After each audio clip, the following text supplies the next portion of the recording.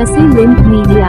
रामनवमी के अवसर पर श्री दक्षिणेश्वर विश्वनाथ मंदिर में विधि विधान पूर्वक हुआ मां की आराधना।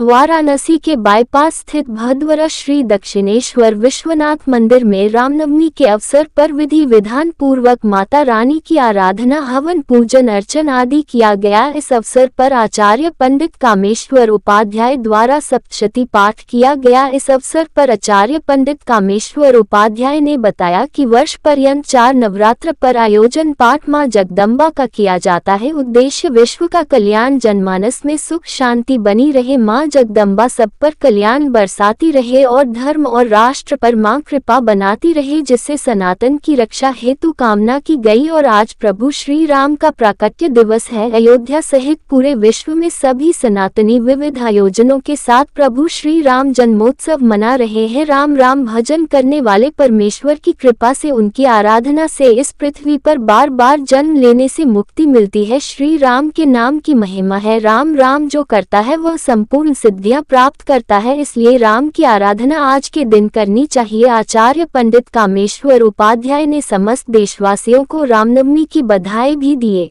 गुरुजी पहले अपना पूरा परिचय बताएं। आचार्य कामेश्वर उपाध्याय। गुरुजी आज किस तरह का कार्यक्रम दक्षिणेश्वर महादेव मंदिर में है? इस वासंतिक नवरात्रि में जगदम्बा का सप्तशती पाठ संपन्न हुआ और 4 प्रकार के पाठ यहाँ पर भगवती के छाया में होते हैं। सबसे बड़ा आयोजन हम लोग शारदीय नवरात्रि में करते हैं सप्तचंडी के रूप में, और वासंतिक नवरात्रि में संपुट पाठ कराया जाता है 5 ब्राह्मणों के द्वारा। शेष 2 नवरात्रियां गुप्त जो होती हैं उनमें भी सामान्य पाठ कराया जाता है। इस प्रकार से 4 आयोजन जगदम्बा की प्रीति के लिए श्री दक्षिणेश्वर विश्वनाथ मंदिर में होते हैं।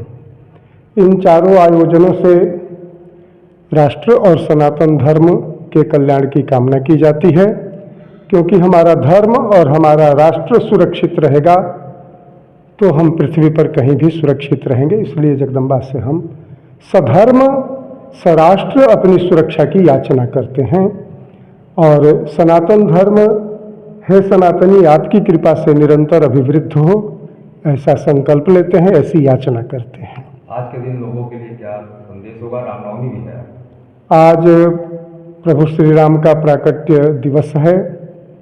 न केवल अयोध्या में, संपूर्ण भारतवर्ष में और संपूर्ण हिंदू जहाँ भी रहता है वो भगवान श्री राम का उत्सव आज मनाता है।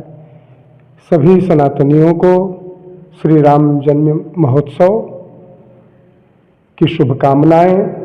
भगवान श्री राम बार बार इस पृथ्वी पर आवागमन के बीज के भर्जन वाले महा परमेश्वर हैं। उनकी आराधना से इस पृथ्वी पर बार बार जन्म लेने से मुक्ति मिलती है। भर्जनम भव बीजानाम।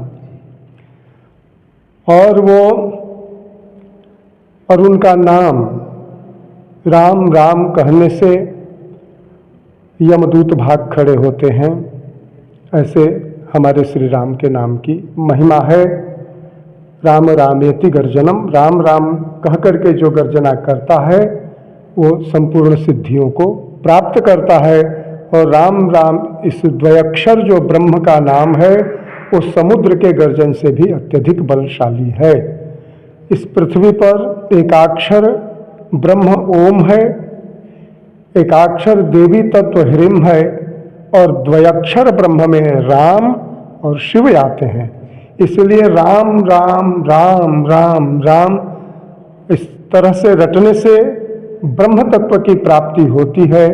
और मृत्यु से पूर्व काल में भगवान सदाशिव आकर के तारक मंत्र राम का उपदेश करते हैं। इसलिए राम हमारी संस्कृति के महानायक हैं, हमारे परम परमेश्वर हैं, मोक्षदायक हैं। उनकी साधना से इहलौकिक, पारलौकिक और भौतिक, आध्यात्मिक सभी प्रकार की संपत्तियों की प्राप्ति होती है। इसलिए हे सनातनियों, हे राष्ट्रवासियों, श्री राम की आराधना करो, क्योंकि राम धर्म है। रामो धर्ममयः महाद्रुमः। राम राष्ट्र है, न तद भविता राष्ट्रम यत्र रामो न भविष्यति। जहाँ राम नहीं होते हैं वह राष्ट्र नहीं होता है।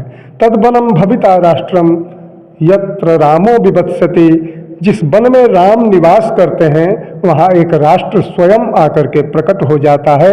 इसलिए राष्ट्र और राम में अभेद है। जो राम है वो राष्ट्र है, जो राष्ट्र है वो राम है। इसलिए राम की आराधना आज रामनवमी के दिन करना चाहिए और जगदम्बा की आराधना आज नवमी के दिन पूर्णाहुति के द्वारा संपूर्ण करनी चाहिए।